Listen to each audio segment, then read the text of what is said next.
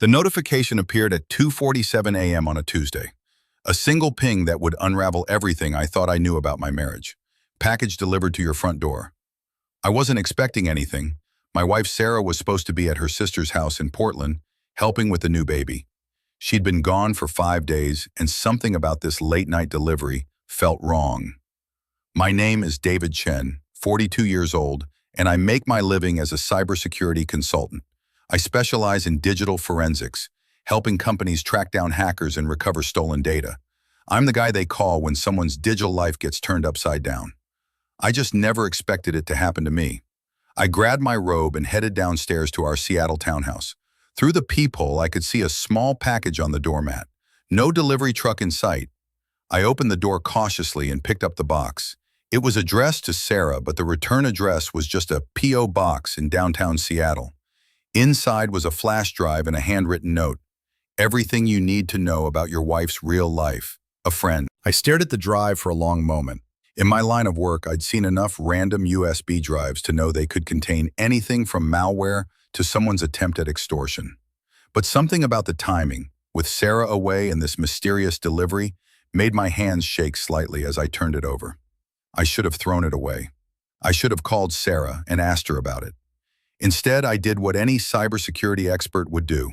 I took it to my home office and loaded it onto an isolated system designed for analyzing suspicious files. What I found changed everything.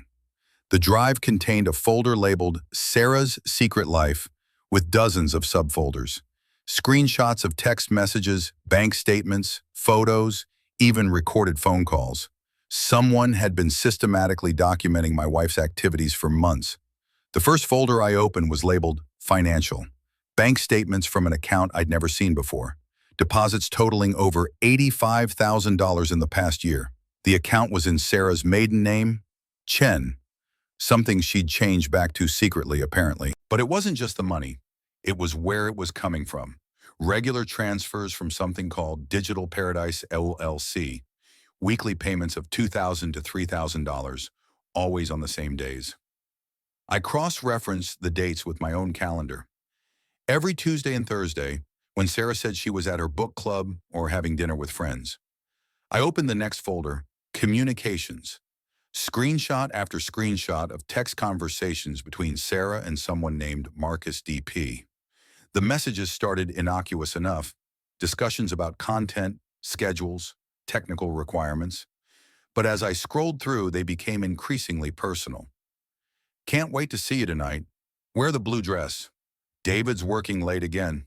Perfect timing. The new subscribers love your content. You're a natural performer. My stomach dropped.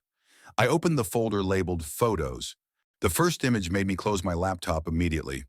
I sat back in my chair, staring at the black screen, trying to process what I'd just seen. My wife of 12 years, the woman who worked as a high school English teacher and complained about teenagers spending too much time online, was apparently leading a very different life after hours. I reopened the laptop. The photos showed Sarah in various outfits, in what looked like a professional studio setup.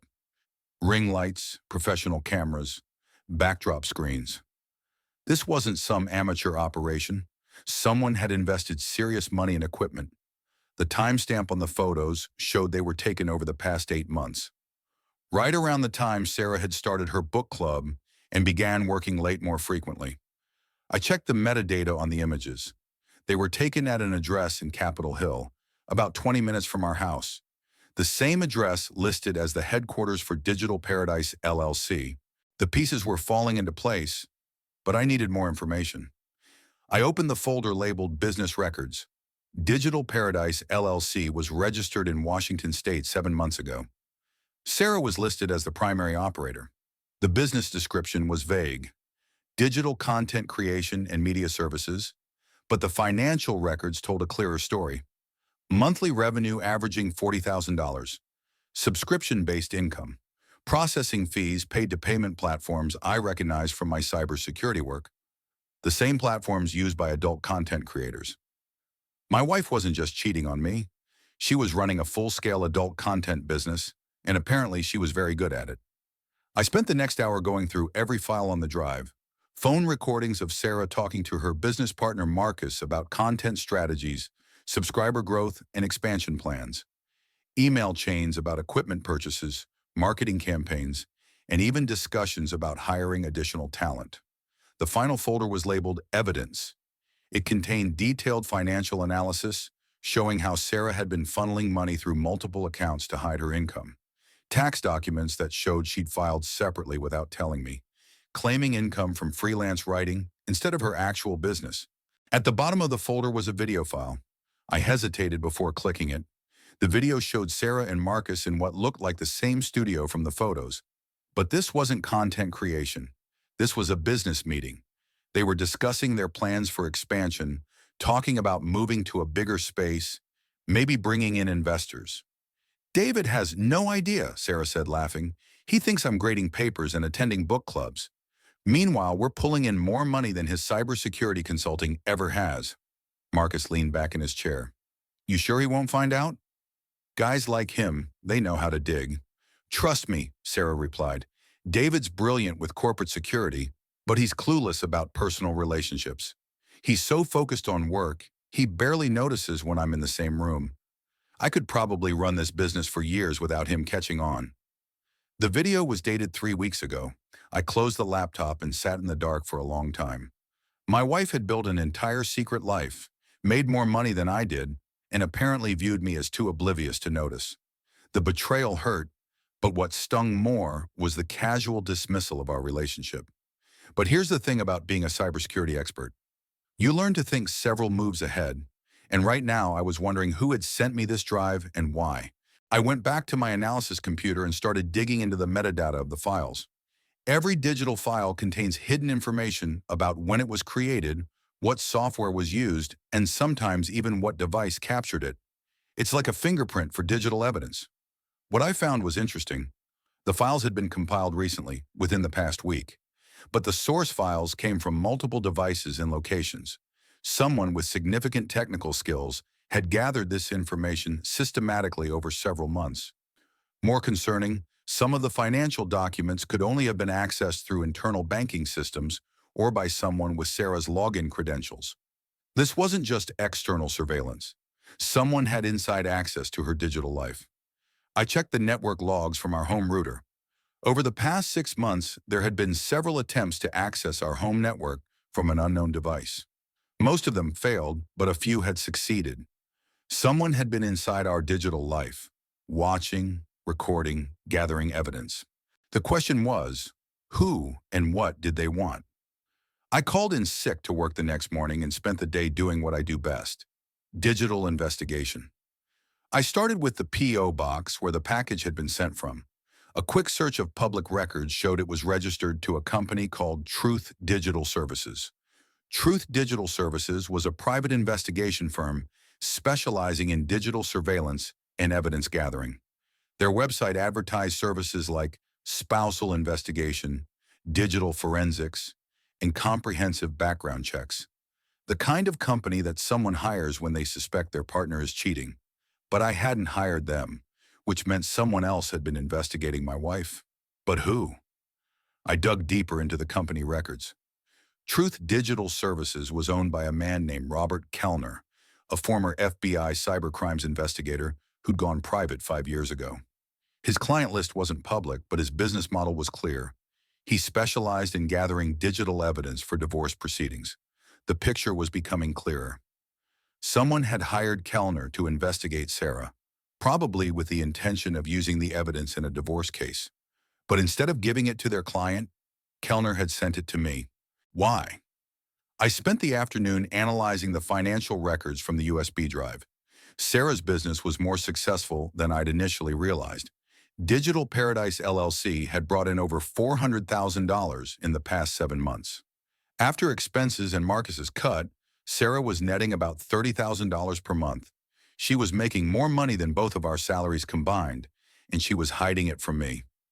But there was something else in the financial records that caught my attention. Regular payments to a law firm called Peterson and Associates. Not unusual for a business, except these payments were categorized as personal legal services, not business expenses. Peterson and Associates specialized in family law, specifically divorce proceedings. I called the firm and asked to speak with Sarah's attorney, claiming to be calling about a business matter. The receptionist put me through to Jennifer Peterson. "I'm sorry," Peterson said when I explained I was Sarah's husband. "I can't discuss any ongoing legal matters without Ms. Chen's explicit permission." "Ms. Chen?" I said. "She goes by Mrs. Chen now. We've been married for 12 years. There was a pause on the other end of the line. "I understand there may be some confusion about names and relationships. Perhaps you should speak directly with Sarah about any concerns you have." She hung up before I could ask any more questions. My wife had been paying a divorce attorney for months, using her maiden name, while telling me she was at book club. I was starting to understand the scope of what was happening. Sarah hadn't just been cheating on me or hiding a business. She'd been systematically preparing to leave me, and she'd been using the money from her secret business to fund her exit strategy. But someone else knew about it. Someone who'd hired a private investigator to document everything. Someone who wanted me to find out what was happening. That evening, I called Sarah in Portland.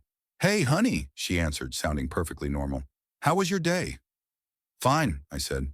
"How's your sister?" "How's the baby?" "Oh, you know how it is with newborns. Karen's exhausted, but she's managing. I'll probably stay a few more days to help out." I'd already checked. Karen had posted photos on social media from a vacation in Hawaii. She wasn't in Portland with a newborn. She was sipping cocktails on a beach with her husband. "That's great of you to help," I said. "I miss you." "I miss you too. I should go." "Karen needs help with the night feeding." She hung up quickly. I immediately checked the location data from our shared phone plan. Sarah's phone was pinging towers in Seattle, not Portland. She was in the city, probably at the studio with Marcus. Everything was a lie. I spent that night creating a comprehensive digital profile of my wife's secret life. Bank accounts, business records, communication logs, location data. I built a complete picture of what she'd been doing for the past 8 months. But I also started investigating who might be behind the anonymous tip. I analyzed the network intrusions into our home system, cross-referenced the timing with known clients of Truth Digital Services, and started building a list of suspects. The breakthrough came when I found an anomaly in our shared cloud storage. Someone had been accessing files from our account, but not from Sarah's devices or mine.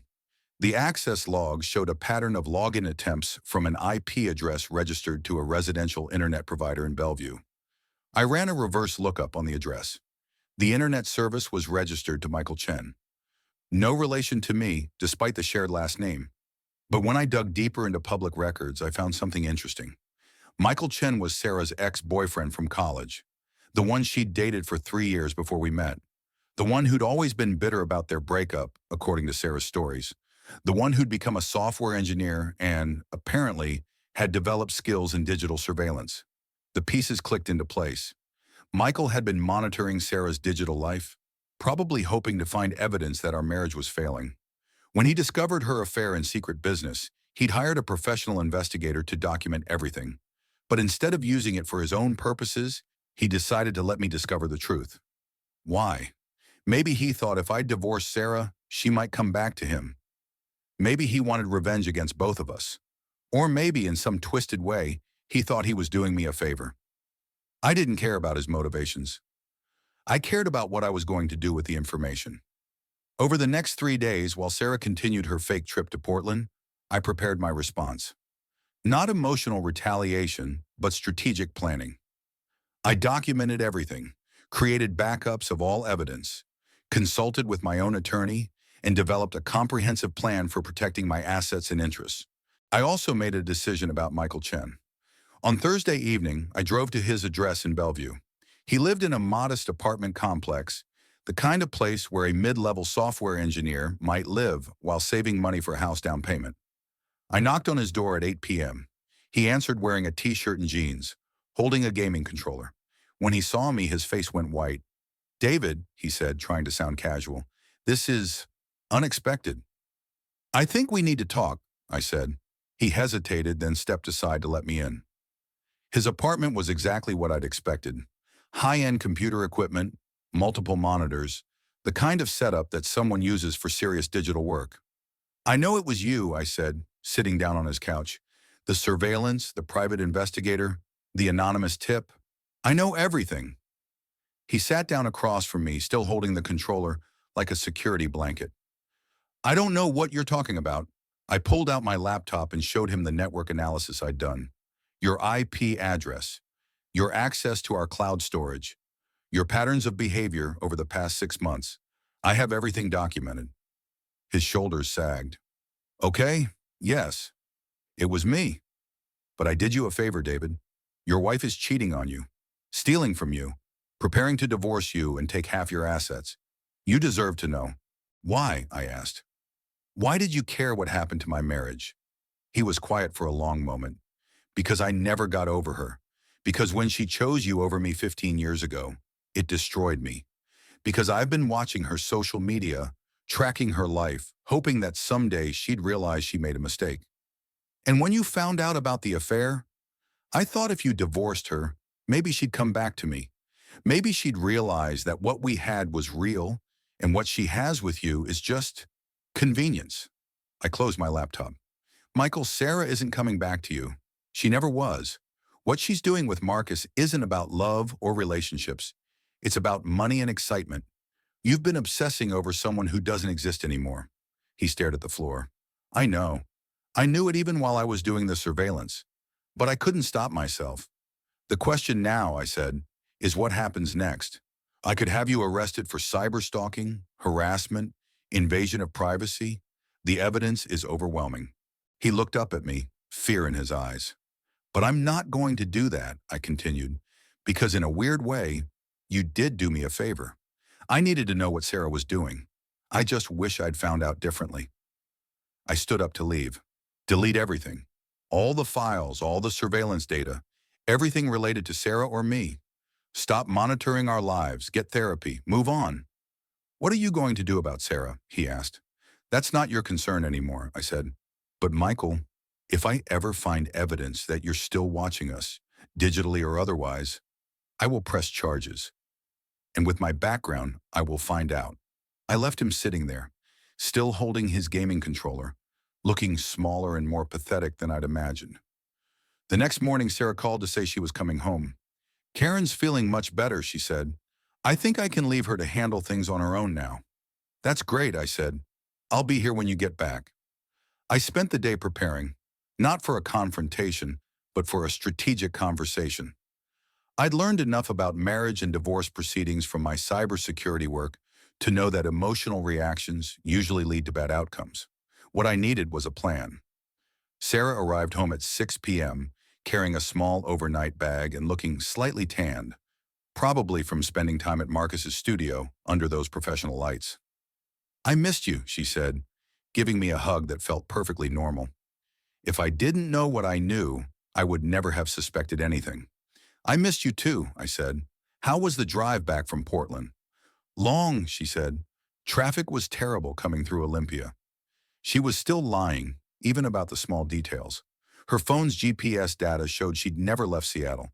We had dinner together, talked about work, discussed weekend plans. Sarah seemed relaxed, happy even. This was just another day in her double life, and she was completely comfortable maintaining the deception. After dinner, I made my move. Sarah, I said, I need to show you something. I opened my laptop and pulled up the financial records from Digital Paradise LLC. Her face went through a series of changes: confusion, recognition, fear, and finally resignation. How long have you known? She asked quietly. About a week, I said. The question is, how long has this been going on? She sat back in her chair looking suddenly exhausted. 8 months, maybe 9. Why? She was quiet for a long moment. At first it was just for the money. We needed extra income, and Marcus had this idea for an online business. It started small, just some photos, some videos, but it grew quickly. And the affair? That came later. Marcus and I were spending so much time together, working on content, building the business. It just happened. I nodded. And the divorce attorney? Her eyes widened. How did you? I know everything, Sarah. The business, the money, the affair, the legal preparation. I know about the fake trips, the lies about book club, even your fake story about being in Portland this week. She put her head in her hands.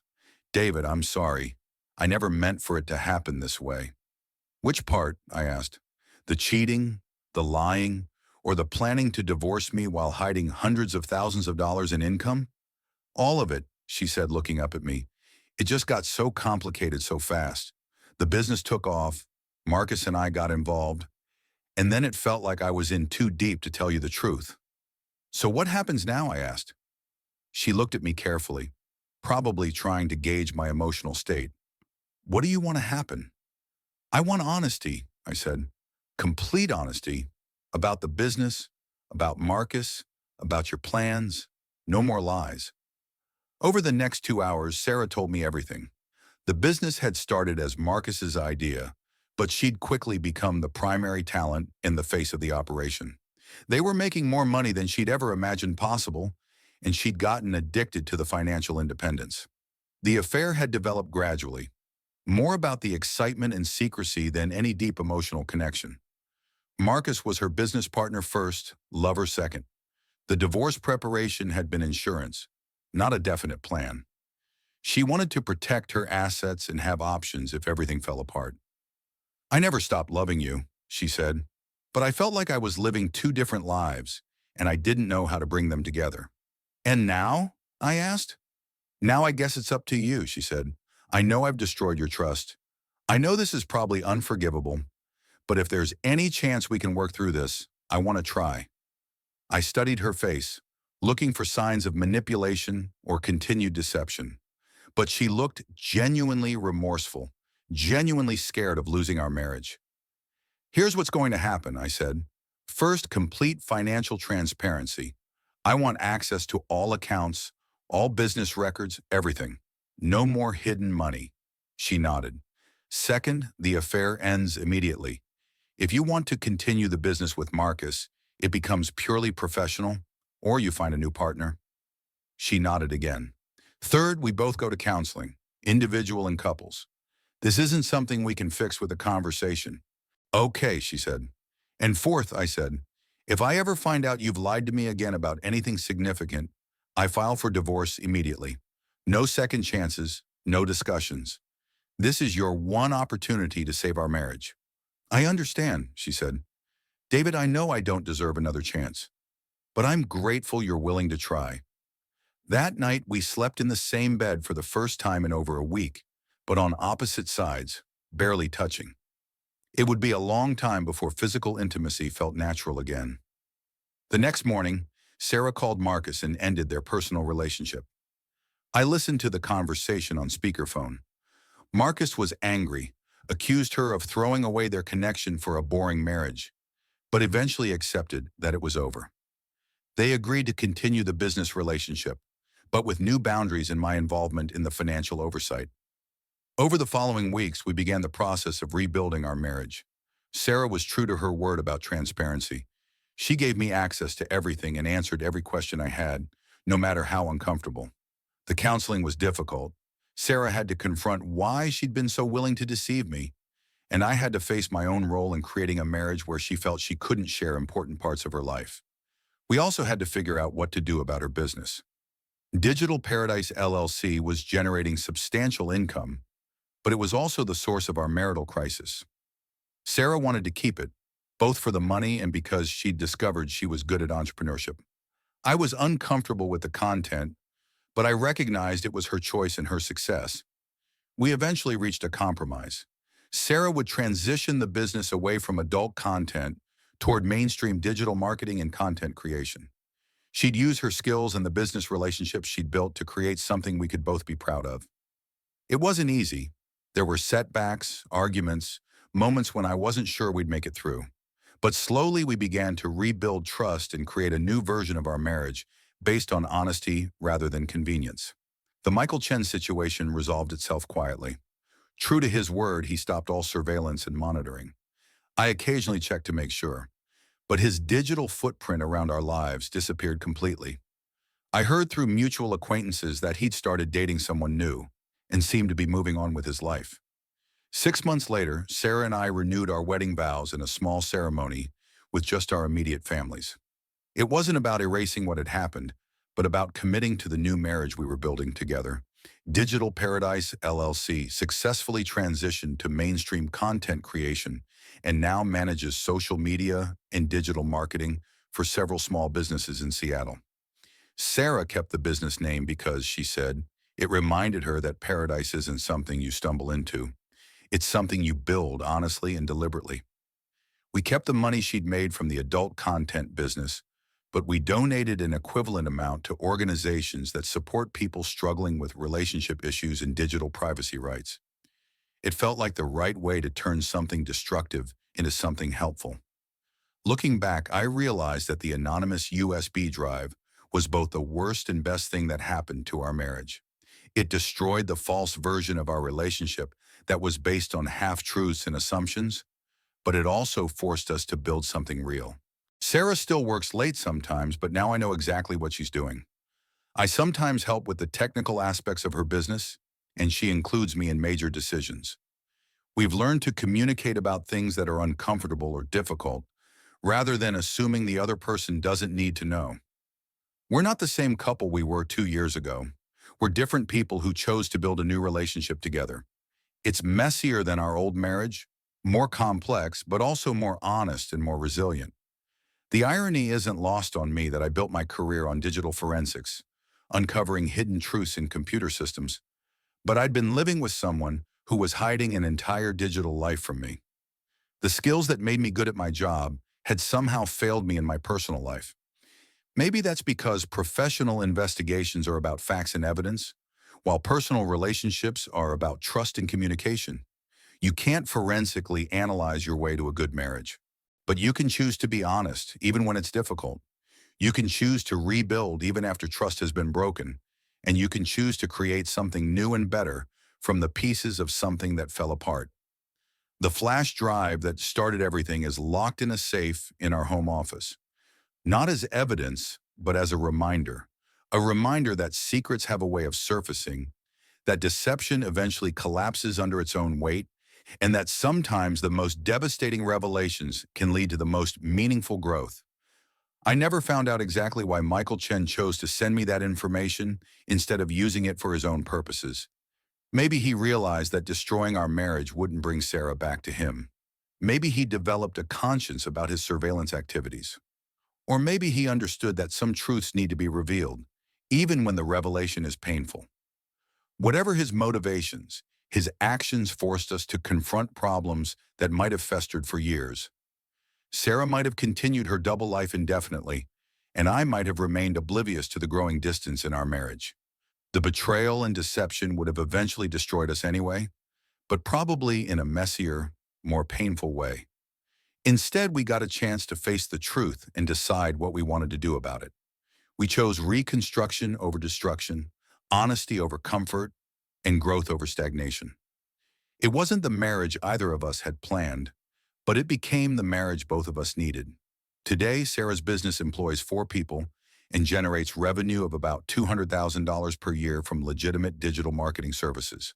She's become a recognized expert in social media strategy for small businesses, and she speaks at conferences about entrepreneurship and digital business development. I've expanded my cybersecurity practice to include personal digital security services, helping individuals protect their privacy and secure their digital lives.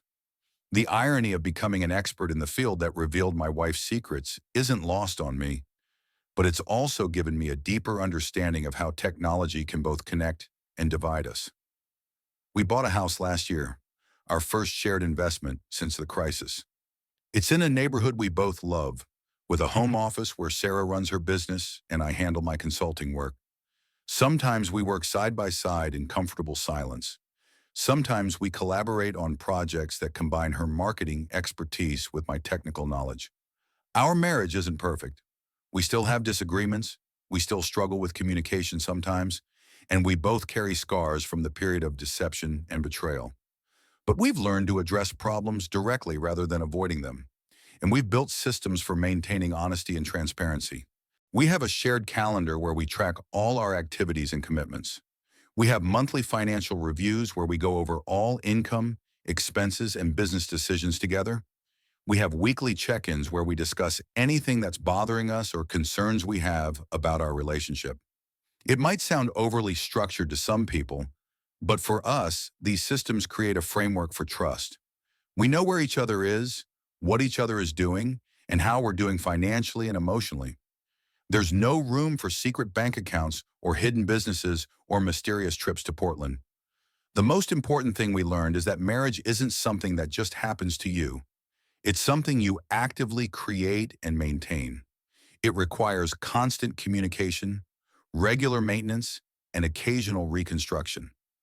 Like Sarah's business, it's not something you can build once and expect to run automatically. It needs attention, investment, and adaptation as circumstances change.